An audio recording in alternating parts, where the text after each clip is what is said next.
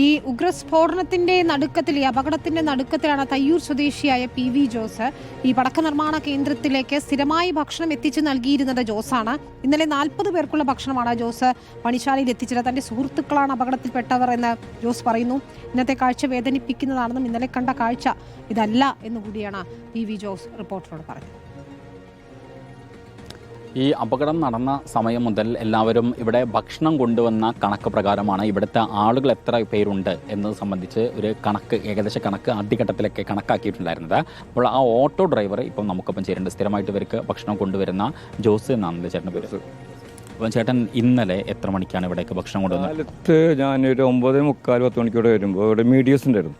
ഇവർ ഒരു ഇൻ്റർവ്യൂ നടന്നുകൊണ്ടിരിക്കുന്ന സമയമാണ്. ഞാനൊരു ഭക്ഷണം കൊണ്ടു കൊടുത്തപ്പോൾ ഇവിടെ എല്ലാ ഷെഡിലും എല്ലാ പണിക്കാരും നടന്നുകൊണ്ടിരിക്കുന്ന സമയത്താണ് ഞാൻ ഭക്ഷണം കൊടുത്തു പോകുന്നുള്ളത്.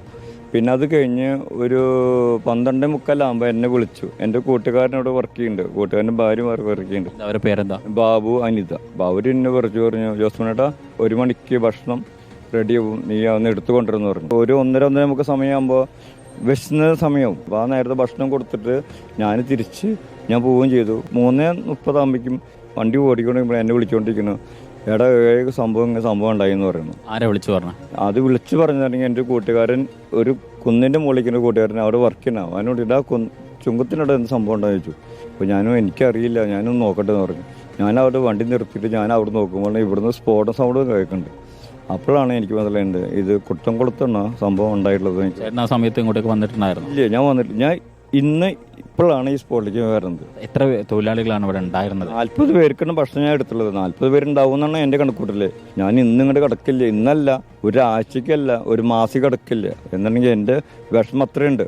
എൻ്റെ മാനസികാവസ്ഥ കൊണ്ടാണ് ഞാൻ വരാതിരുന്നത്, അല്ലാതെ വേറെ ഒന്നും ഉണ്ടല്ല. എന്നുണ്ടെങ്കിൽ പിന്നെ ഞാൻ TV നോക്കിക്കൊണ്ടിരിക്കുന്നത് ആരൊക്കെ മരിച്ചു, എന്തൊക്കെ ഉണ്ടായി, എൻ്റെ ബാബേട്ടന് എന്ത് പറ്റി, അന്തേച്ചിക്ക് എന്ത് പറ്റി എന്ന് ഞാൻ TV ന്യൂസ് കൊണ്ടിരിക്കുമ്പോഴാണ് ഇവർ ന്യൂസിലൊക്കെ രാത്രികൾ വന്നുകൊണ്ടിരിക്കുന്നത്. അപ്പോൾ പറഞ്ഞു അന്തേച്ചിയും ബാബേട്ടനൊക്കെ ICUലാണെന്ന് പറഞ്ഞപ്പോൾ പകുതി ആശ്വാസമായി. എനിക്ക് ജീവനോടുണ്ടല്ലോ, അതാണ് എൻ്റെ ആശ്വാസം. ജോസേട്ടനെ സംബന്ധിച്ചിടത്തോളം അതിവൈകാരികമാണ് ആള് പൂർണ്ണമായിട്ടും ആ ഒരു പഴയ സ്ഥിതിയിലേക്ക് വന്നിട്ടില്ല. കയ്യും കാലൊക്കെ വിറയ്ക്കുന്നുണ്ട് നമ്മളോട് സംസാരിക്കുന്ന ഘട്ടത്തിൽ.